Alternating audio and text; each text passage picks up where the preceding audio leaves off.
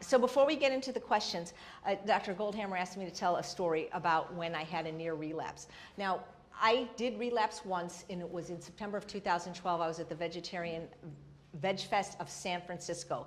And I had only been on Ultimate Weight Loss since January of that year, so about 9 months. And I'd already lost, probably 20 or 30 pounds.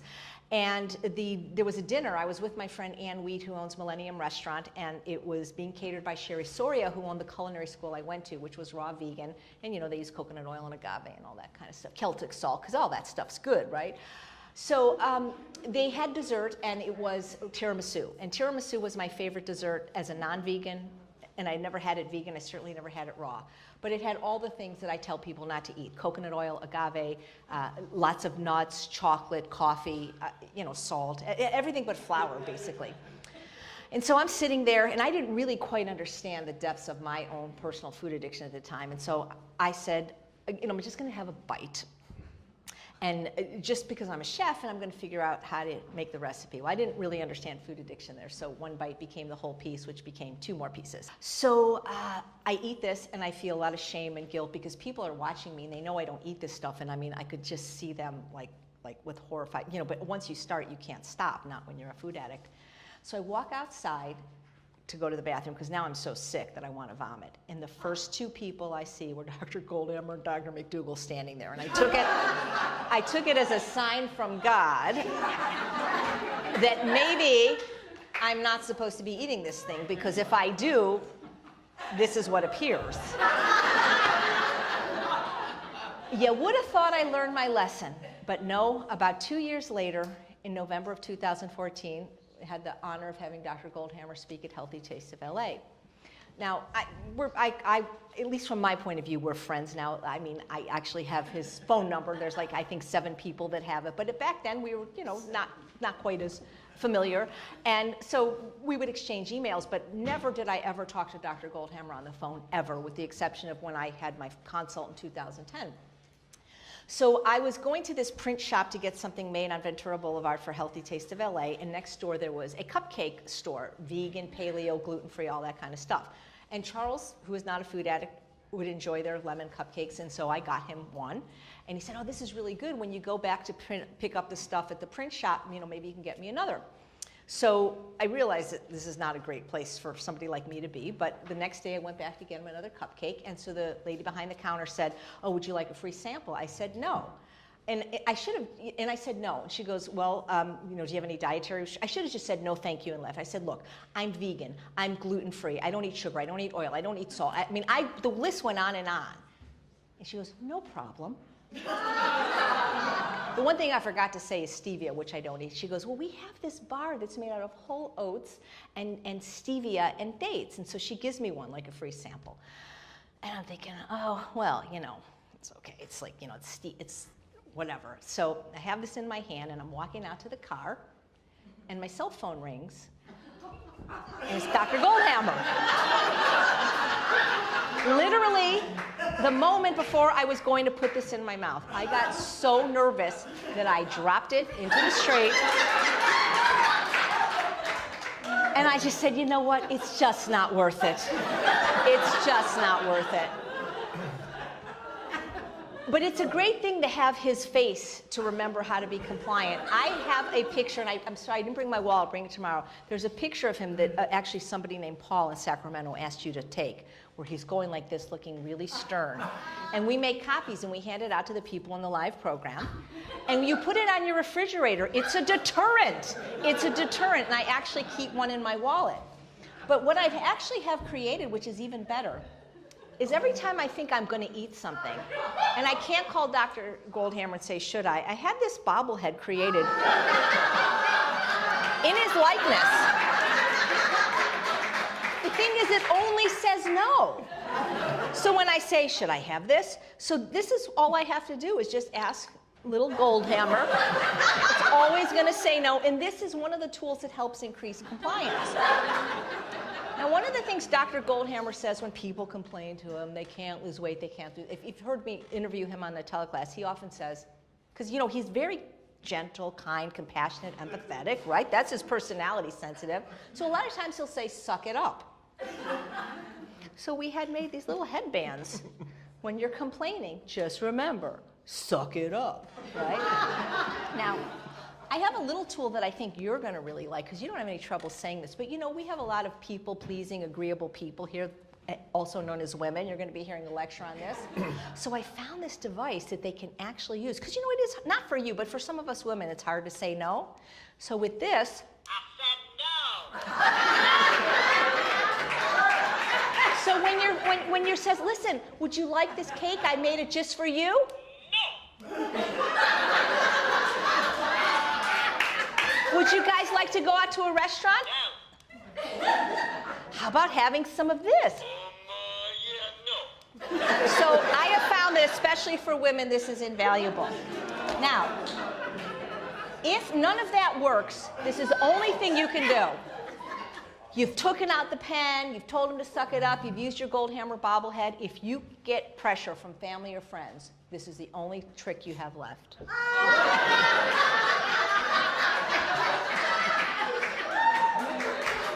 They have to listen.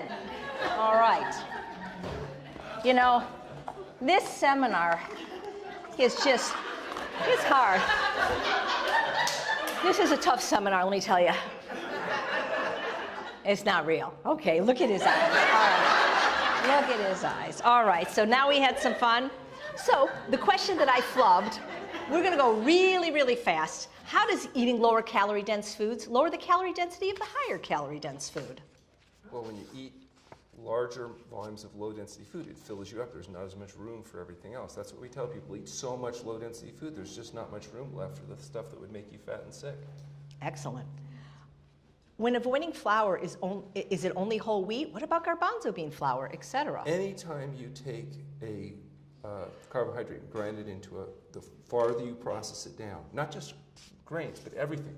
If you take vegetables and turn it into juice, you're increasing the processing, increasing the density. If you take a grain and turn it into a flour, you increase density. For example, if you look at, say, potatoes at 500 calories a pound, bread 1,500 calories a pound, what do you think you're going to overeat on? Something that has 3 times as much calories per volume?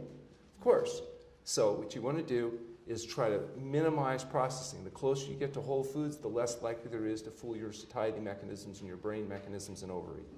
You know, you talk about that a lot, that it's certain foods and certain chemicals that we've added to the food that fool the brain satiety mechanisms. How do they do that? Is it by the lack of water, the lack of fiber? You're designed to get as much to eat as you possibly can and hopefully get enough so that you live to reproduce. And in a natural setting, there are no highly processed foods. So your whole system is set up to eat as much as you can until your natural satiety mechanisms get triggered. When we learned how to process foods, we learned how to basically fool those mechanisms into allowing us to eat more than what we would normally eat. So basically, it doesn't matter what it is. But if you look at Campbell's book, Whole, he talks about the fact that not only do you want to eat whole foods to avoid fooling the system, but say, for example, 10 milligrams of vitamin C in an apple can have biologically a completely different effect than 10 milligrams of vitamin C in, say, a vitamin pill. So it's not just the quantity of the nutrients or the grams of protein and fat, it's the diet as a whole that seems to be intimately involved in whether you promote health or not. And I believe that we're going to find out that the microflora in the gut turns out to be one of those variables where you're eating the whole food. Even the same food highly processed may not have the same effect on the gut microbiota. So things like sugar, oil, flour, which are highly processed, highly calorically dense, devoid of fiber and minerals, we know that those fool the brain satiety mechanisms, but does salt do that as well? Salt's a little bit different. It's not a calorically density issue, but remember, salt used to be a rare commodity. It was used as money. I mean, literally, worth your salt.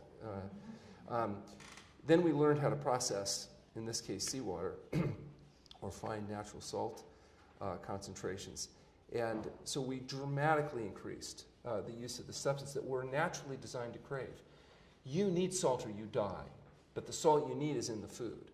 If you don't get minimal amounts of sodium, about 0.5 milligram of sodium per calorie, you die. So your brain is designed for an environment where there are no concentrated salts. And so it's designed to not only crave it, i.e. that's how you know to some degree that vegetables and other things are good, but to hold it, to hold on to it. And some people are more efficient than others. About 1/3 of the population, they're very efficient at holding salt. That works great in a natural setting, But as soon as you put concentrated salt into people, particularly those people that are really efficient at holding it, their blood volume goes up in order to keep themselves from being poisoned by the substance, and the blood pressure goes up, the swelling goes up, the joint pain goes up, and it's also a powerful appetite stimulant. So for example, if you just sit down and say you eat rice until you're full, at a certain point you don't want any more rice, you feel full.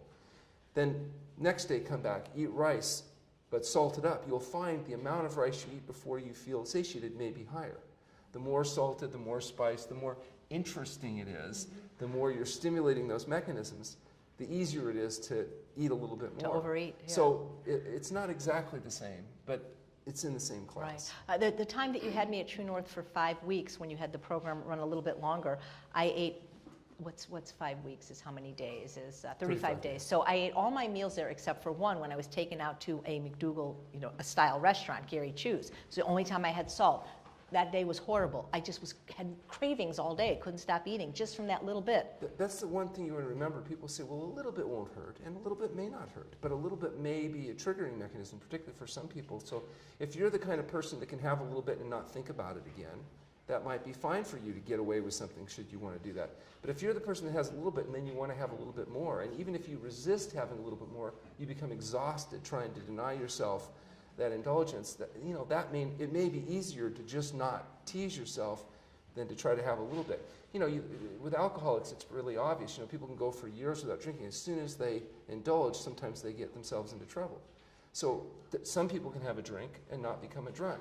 But if you're a drunk, maybe that's not for you. Some people can have that little piece of cheese or chocolate and not get into a cascade. Not that they should, but maybe they can get away with it. But somebody that has that little bit, and if you're that person, and now you're thinking, oh my gosh, when am I going to have it again? Right. You're not the person that can bring it home and it sits in the cupboard going bad. You're the one that wakes up at night hearing it calling your name from the, eat me, eat me, right. eat me. Right. You have to eat it just to shut it up so you can go to sleep. Right. So that may not be a good person to have that stuff floating around in the house. So I would say you have to know yourself and know what your strengths and limitations are. The easiest way from my viewpoint is just do it right. Get the right results, and if you don't like being all thin and healthy and happy, then you can go back to doing all the crap that everybody else does. Yeah, excellent, excellent. And the only bite they can really refuse is the first one. After that, it's impossible. What about eggs? I have organic chickens, and they write, I bred them. I think maybe they mean I breed them, but maybe they do dip them in flour. So I don't know. The argument is that, okay, we have organic, guru-blessed, because something's less bad doesn't make it good. It just makes it less bad. So is organic better than not organic? Sure, but that doesn't mean that it's good. It's just less bad. And so eggs, like all animal products, suffer from biological concentration. Could somebody have an occasional egg and not die immediately from cardiovascular disease? Of course. Is it desirable? No, there's nothing about the animal products that you need. If it's something you want and you are one of those people that can regulate quantity and you don't have issues that would preclude variation, then that's up to you. But there's nothing about eggs that's any better in principle than any of the other animal products. Isn't it the menstrual cycle of a chicken? Chicken ovum, yeah. Yeah. And so I imagine that chicken isn't any better than the egg.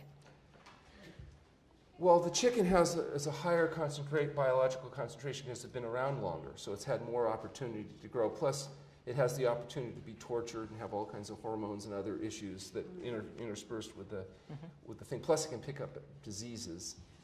And then you get the moral, ethical, and spiritual aspects of taking a sentient creature, torturing it, killing it, and eating it. So I think, yeah, maybe chicken's even worse. Yeah, thank you. And when we talked about organic... It's kind of like saying, what's worse, drowning or burning to death? Oh, probably burning. Yeah. Drowning has certain disadvantages, burning to... But you end up dead either way. So. Right. Yeah. Do you recommend only eating organic fruits and vegetables? I recommend that organic fruits and vegetables are better than non-organic fruits and vegetables, not just from the fact that you have less pesticide residue, but you're also supporting farmers that are trying to grow organically. There's a lot of reasons why we should be supporting organic growing. Do I think that a person that ate nothing but commercially raised fruits and vegetables would have a problem? Let me tell you something. If you lived on fresh fruits and vegetables, organic or commercial, those people are going to thrive so well compared to anybody else. The people that need to be worrying about this, particularly from a health viewpoint, are animal food consumers, because 1 calorie of animal food could have 2 to 1,000 times the concentration of residues that, say, a calorie of plant foods would, because of this biological concentration factor. So yeah, you should get organic fruits and vegetables to the degree that you can. But I don't think that commercial fruits and vegetables are even in the same area of comparison to eating highly processed refined carbohydrates or animal foods. Great. So I wouldn't say that you can't be healthy and eat conventionally raised fruits and vegetables, but clearly it would be desirable to focus on organic. Great. Do you recommend taking probiotics? I recommend establishing a normal gut microbiota, and that means diet, sleep, exercise, and if appropriate, fasting. Are there times where probiotics may be helpful? Possibly. There is some evidence that people that have been treated with antibiotics and other things that have got serious gut dysbiosis can get symptomatic improvement with the appropriate use of antibiotics. I don't think it's clear yet how effective it is. What we do know is the gut microbiota is important, and the best way to do that is to control what you put in your mouth. Great. How much sleep do you recommend? I believe Dr. McDougall recommends sleep deprivation for some people. Well, sleep is one of our most important activities. If you're fatigued, by definition, that means you didn't get the quality or the quantity of sleep you need in order to sustain optimum health. You go to bed exhausted, you wake up refreshed. It's not what you ate. It's the processes of converting ADP to ATP and all the neurochemical changes that occur in particularly non-REM deep sleep. The anabolic cascade of hormones associated with healing gets stimulated by sleep. If you don't sleep, immune system suppression occurs. You become fatigued, irritable. Your cognitive capacities are diminished. Now, some people have trouble falling asleep. Some people have trouble staying asleep. All of these can often be addressed with things like a good diet, good eating habits, that is time of eat, not eating right before you go to bed, exercise, stress management techniques. And sometimes if you have emotional issues, you could even resort to doing something really desperate, like seeing somebody like Dr. Lyle for cognitive behavioral therapy. And I'll deny admitting this if you tell them, but that kind of therapeutic intervention can actually be really helpful for people at giving them a different perspective. You know, he talks about behavioral cognitive therapy as like if you were in an elevator and somebody behind you was poking you in the back with a sharp stick, you might turn around with anger. But then if you saw it was a blind person that was just trying to figure out where they were, you still would get out of the way, but you wouldn't necessarily be angry because you'd realize the person is doing the best they can. And he describes cognitive behavioral therapy in some cases as giving a person a perspective on why the things that are happening, what's motivating other people's behavior, and most importantly, what you can do to manipulate them to get them to leave you the hell alone. So that's the part I like about it. But so that stuff seems to work really well. You may not always be able to change all the stresses in your life, but you may change how you relate to those. And that's what, from my viewpoint, what therapists can sometimes help you do. And it seems to make a big difference for some people. Terrific. If you crave sugar like cookies, what is missing in your diet?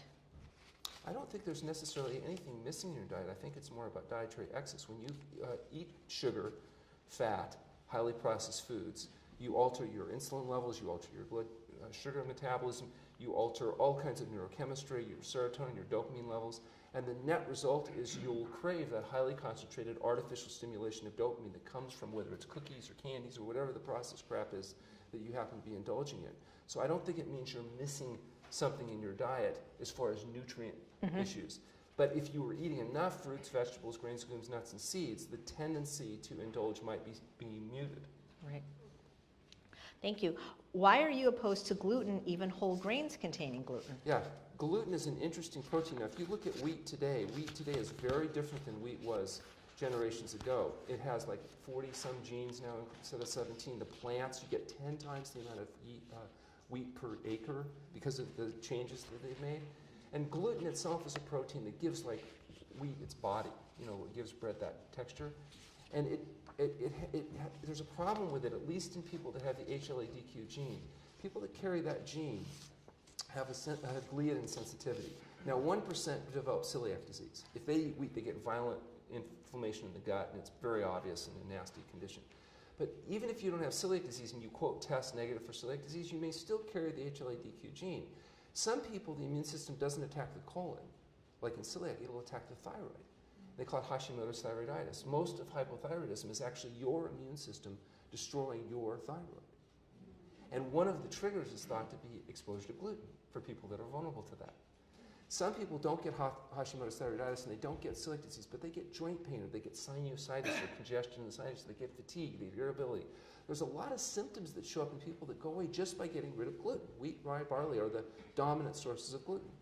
And it is interesting that they share that the Hashimoto's thyroiditis patients have a much higher propensity to have that same genetic mark that's associated with gluten sensitivity. So it's circumstantial, but it does look like there's a connection there. The other thing is, when are you eating wheat? Nobody's eating wheat berries. They're disgusting. What you're eating is flour products, cookies, crackers, and all that kind of stuff. So when you get rid of wheat, really you're not only getting rid of the gluten, but you're also getting rid of most of the flour-based products, which is what makes people fat, sick, and miserable. Now, could you eat a non-glutinous grain, like a rice pasta? Well, if weight's not an issue, because remember, anytime you turn a grain into a powder, you dehydrate it, increase its caloric density threefold. So if losing weight isn't the primary goal, or probably putting weight on might be the goal, then a non-gluten product like a corn tortilla or a rice pasta might be a perfectly acceptable, hypercalorically concentrated source of decent nutrition. It's one of those kind of B foods, okay? Yeah. So, and that might work. But if you're trying to lose weight, you probably want to either avoid flour products in general, or at the very least portion control. Recognize you're going to tend to overeat and eat a bunch of salad, have steamed vegetables, have a little bit, and then when you want more, and you will want more, you go back and start over with another pound of salad. Okay? Because if you allow yourself to eat freely of flour-based, more hyper-concentrated foods, and you don't have naturally sensitive satiety mechanisms, you'll get fat. So when you're eating those foods, you have to ask yourself, how fat do I want to be? I just want to be a little fat. Well, then you might be able to eat a little bit of it. I want to be huge. Well, eat all you want, right? Yeah. What can we do to prevent premenstrual cravings for sugar? It's interesting, the whole premenstrual syndrome, there's a hormone called estradiol that converts to estriol, and it's broken down by the bacterial flora, the gut flora, microbiota, and the liver. When people are on greasy, fatty, slimy, dead, decaying flesh, high-fat diets, they tend to have high levels of estradiol, and they get fibrocystic breast disease, polycystic ovarian syndrome, dysmenorrhea, menorrhagia. There's a whole class of symptoms that tend to come up.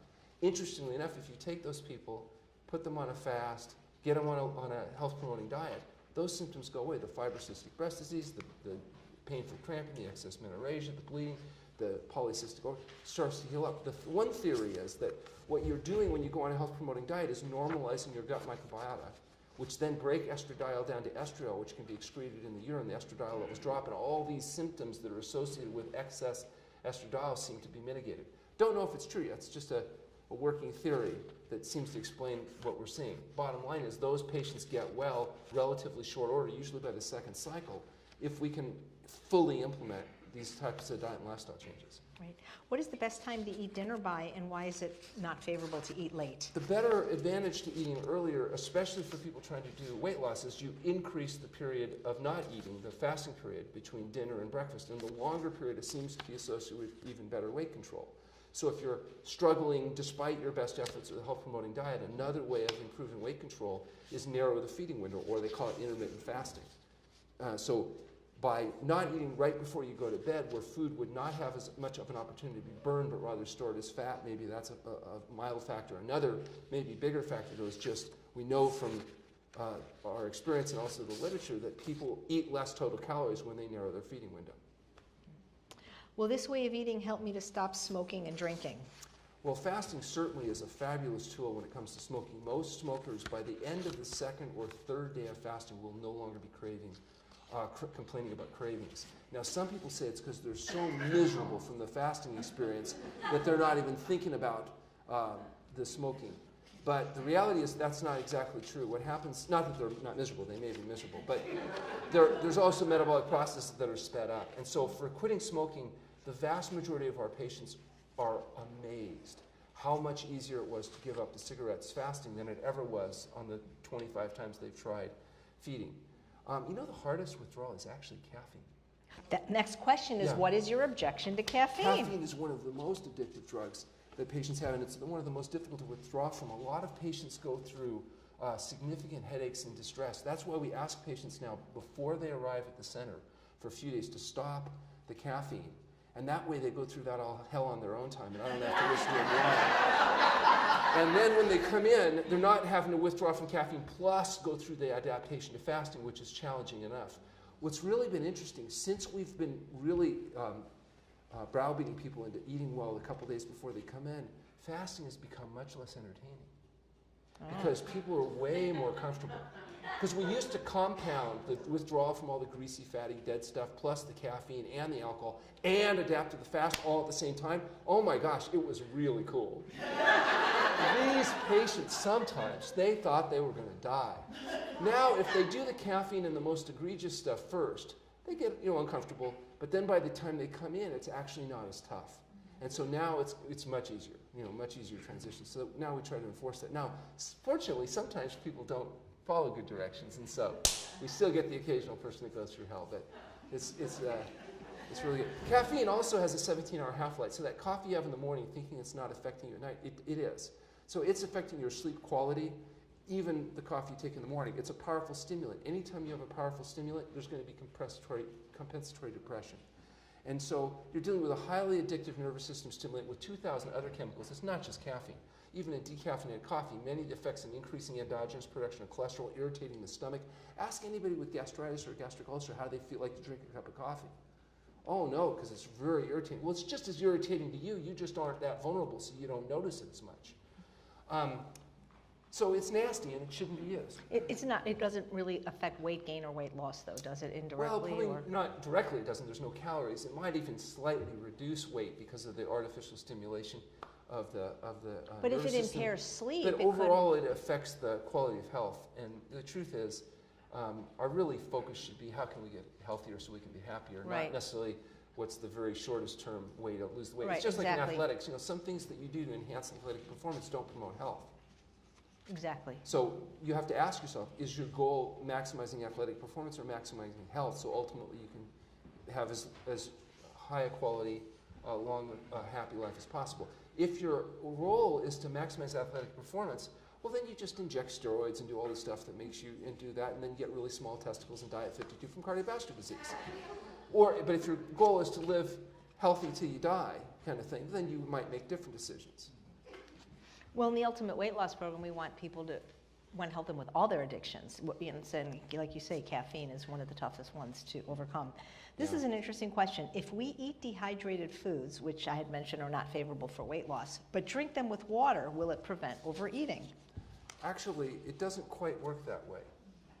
I wish it did, because that would make it easy. If you fully rehydrate foods, you would probably get less of an effect than when you don't. But the reality is even dehydrated foods that are rehydrated still have gone through a process that increases their impact in terms of blood sugar levels and other stuff. So it doesn't mean you can't ever have dried food, dehydrated food, particularly if we're talking about dried vegetable-based materials rather than dried fruits. And they can be useful for various textures and flavors and cooking and all that kind of stuff. But just remember, the farther you process food, the higher the vulnerability is to weight control issues and health compromising issues. So if you can eat those foods and you're achieving your 2 pounds a week weight loss to optimum weight and you're maintaining energy and you have good values, you may be able to have a lot more flexibility. But if you're the person that despite doing the right things isn't getting success, I know why you're not getting success. You're not a violation of the laws of physics or thermodynamics. It's that you're being too flexible compared to what you have to be for your genetics. Okay? So you can say that you're better than everybody else, and I'm going to say what? So what? Tough. Suck it up. You can't change your genes. What you can change is your behavior. And do you have to, I already told you, women as a whole have to work twice as hard for half the results. So, what are you going to do? We should just have more of these printed so that when you want to tell people to suck it all up. the empathy and stuff in deference to Dr. Lyle, who might argue with me on this, but you can be all, listen, he taught me how to do empathy, okay? I learned the procedure. Yeah. Like I'm working as a chiropractor, sometimes some of the things I have to do are uncomfortable to people. So what you do is you express genuine concern, you do this, you go, there. Wow. Now listen, I've tried it, it doesn't work. He says I do it wrong. Psychologist. Yeah. Can a person who is hypothyroid ever lose weight? Yeah, they just have to work a lot harder than the person that doesn't have hypothyroidism. Because, you know, they don't have that extra flexibility because they've got a lower metabolic rate. What can a hypothyroid person do? First of all, you try to normalize thyroid function. By getting off the gluten and the greasy, fatty, slimy, decaying flesh and all the stuff that goes along, they can begin doing things like exercise to increase their function. They can make sure they're getting enough sleep. Okay? And of course, what's one of the things that helps increase sleep? Sex? Exercise. Oh. And, well, exercise or healthful activities. Also, a healthy diet and good diet habits. People sleep better typically if they're not eating right before they go to bed, that kind of thing. And reduce your stress. You know, we talk about the way you're supposed to live is like this. First, you make sure you get enough sleep so you have good energy, so you have the energy to exercise and eat well. Okay? Then, if you've done all those things and there's any time left, well, then you can go to work. But if possible, find a job that's life-enhancing, doing something worthwhile that you feel good about, you know, rather than driving 2 hours a day to a job you hate, working with people you despise to make things you don't believe in, to make money you don't need because you think you're unhappy because you have a short-term pleasure-seeking self-indulgent behavior deficiency. Exactly. How do you feel about Diet Coke and artificial sweeteners? Well, it turns out that artificial sweeteners and Diet Coke don't help with weight loss. In fact, they hurt. In every study I've seen, the higher consumption of these diet drinks, the fatter people get. So I think what may be going on is, you know, you're stimulating those mechanisms of desire, but you're not satiating them. And so I think people end up eating more other calories, and it makes it actually worse, not better. Not to mention all the problems that come from these chemicals that you're putting in the body. So I would say you want to eliminate all of those factors. Wow. Potatoes and diabetes, too high on the glycemic index? Okay, look, if a person is diabetic, type 2 diabetic, they have insulin resistance. And it's true, some foods like fruit or white potatoes have a higher glycemic index than other fruits like starchy vegetables and sweet potatoes and other things. So short term, if you're trying to control blood sugar levels, we might restrict even a whole fruit or white potatoes or whatever, just to kind of bring short-term clinical control. Overall, though, you can eat potatoes, you can eat fruit within your body's capacity. As people recover, they often can reintroduce those factors in the diet and do well. The real issue, though, isn't saying the white potatoes are the problem. The problem is you're fat or you're sick, and you have to overcome that. And you do it with diet, sleep, and exercise. If it's not happening quick enough, you do medically supervised fasting, and then do the diet, sleep, and exercise. Are coffee substitutes okay, like dandy or herbal substitutes? I don't think so. Because something's less bad doesn't make it good. And these processes are highly processed, often grain-based. They've got their own noxious agents. They may not be as bad. They may be way less bad. But that doesn't actually raise them to the level of good. Here's what I would say with beverages. If you can eat the plant whole, like peppermint, you can take peppermint leaves and chew on it. You don't get sick. Then you can probably drink the brew from its leaves without having great detriment, as long as you're not putting any bee vomit in there or cow pus or any other stuff in the... Well, it is. You know, the FDA protects you against milk because it says you cannot sell milk or milk products that have more than 750,000 pus cells per cc. Thimbleful such, right? If it was more than that, it'd be like pure pus. People might object. So the idea is, now in fairness, does milk really have 750,000 pus cells per cc? No. The average milk only has 320,000 pus cells per cc, not even half the legal limit. So when you're thinking about milk products, what you really want to do is get an image in your head. Picture a cow with a festering wound and stick a straw into it and suck. That's the image you should have in mind. Good one. How long do the benefits of fasting last? In fact, I got one other thing. Dr. Lau taught me this too. He thought I have to be more open-minded and more flexible. And I'm working on it.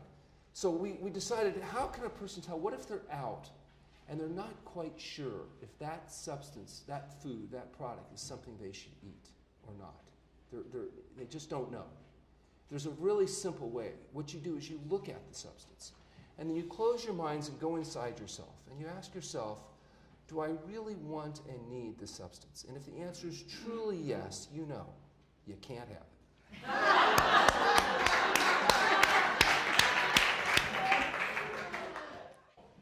Now, at least from my point of view, we're friends now. I mean, I actually have his phone number. There's like, I think, 7 people that have it. But back then, we were, you know, not quite as familiar. And so we would exchange emails, but never did I ever talk to Dr. Goldhamer on the phone, ever, with the exception of when I had my consult in 2010. So I was going to this print shop to get something made on Ventura Boulevard for Healthy Taste of LA, and next door there was a cupcake store, vegan, paleo, gluten-free, all that kind of stuff. And Charles, who is not a food addict, would enjoy their lemon cupcakes, and so I got him one. And he said, oh, this is really good. When you go back to pick up the stuff at the print shop, maybe you can get me another. So I realized that this is not a great place for somebody like me to be, but the next day I went back to get him another cupcake, and so the lady behind the counter said, oh, would you like a free sample? I said no. And I said no. And she goes, well, do you have any dietary? I should have just said no, thank you, and left. I said, look, my wall, I'll bring it tomorrow. There's a picture of him that actually somebody named Paul in Sacramento asked you to take, where he's going like this, looking really stern. And we make copies and we hand it out to the people in the live program. And you put it on your refrigerator. It's a deterrent. It's a deterrent. And I actually keep one in my wallet. But what I actually have created, which is even better, is every time I think I'm going to eat something, and I can't call Dr. Goldhamer and say, should I had this bobblehead created in his likeness. The thing is, it only says no. So when I say, should I have this? So this is all I have to do is just ask little Goldhamer. It's always going to say no, and this is one of the tools that helps increase compliance. Now, one of the things Dr. Goldhamer says when people complain to him, they can't lose weight, they can't do, if you've heard me interview him on the teleclass, he often says, because, he's very personal food addiction at the time, and so I said, I'm just going to have a bite.